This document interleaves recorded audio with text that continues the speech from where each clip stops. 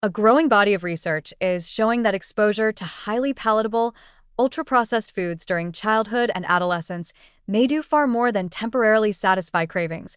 It may fundamentally reshape taste preferences in ways that are difficult to reverse. Foods engineered for maximum sweetness, saltiness, fat content, and flavor intensity appear to condition young palates to expect extreme sensory stimulation, reducing sensitivity to natural flavors and creating a persistent preference for the hyperpalatable.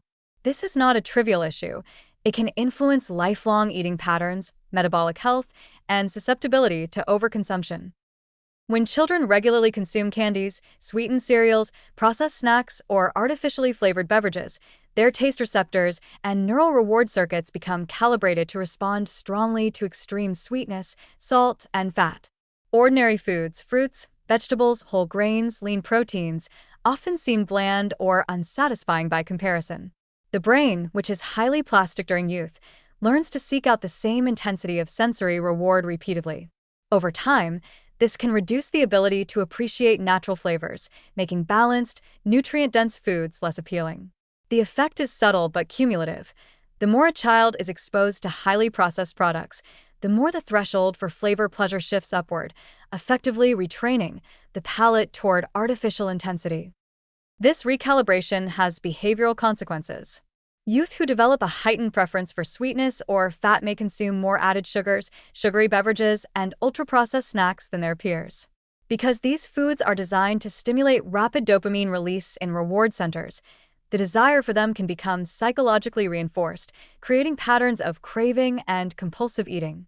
Meals composed of natural, minimally processed foods may no longer deliver the same neurochemical satisfaction, which can lead to snacking, overeating, and the substitution of nutrient-poor items for balanced meals.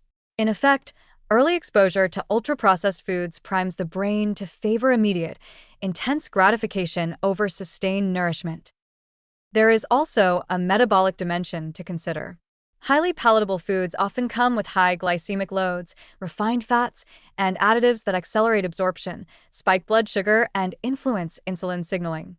When youth learn to prefer these foods, they may inadvertently set up patterns that promote rapid energy fluctuations, impaired satiety, and increased fat storage. Combined with diminished sensitivity to natural flavors, these metabolic effects reinforce the cycle of seeking hyperpalatable foods. Over time, the body's ability to regulate hunger and fullness signals may become compromised, creating a scenario where overeating feels almost inevitable. The long-term consequences extend well into adulthood. Once taste preferences are established, they are remarkably resistant to change. Individuals who grew up on diets high in ultra-processed foods often struggle to transition to whole food-based eating later in life. Their palates are conditioned to expect extremes, making moderate or subtle flavors uninteresting or unsatisfying. This can perpetuate reliance on ultra-processed items, increase the risk of metabolic disorders, and make healthy eating feel like a constant effort rather than a default behavior. Parents, educators, and policymakers often underestimate the invisible influence of early dietary exposure.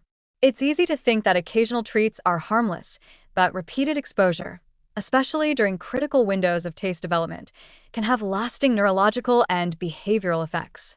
The food environment, saturated with engineered sweetness and hyper-flavored snacks, effectively trains children to prefer intensity over nutrition, pleasure over balance. This not only undermines immediate health, but also erodes long-term dietary autonomy, making it more difficult for youth to develop resilient, health-promoting eating patterns. The warning is clear. Highly palatable, ultra-processed foods are not simply a matter of taste, they are shaping neural reward systems and sensory thresholds in youth. By reducing sensitivity to natural flavors and amplifying the desire for sweetness, these foods are laying the groundwork for lifelong cravings, overeating, and metabolic vulnerability. The impact is subtle but cumulative, quietly influencing taste, reward, and dietary choice in ways that may persist long after childhood. The longer-term implication is that an entire generation exposed heavily to hyperpalatable foods may find healthy, balanced eating less rewarding, making them more vulnerable to chronic diet-related diseases, weight dysregulation, and diminished dietary satisfaction across the lifespan.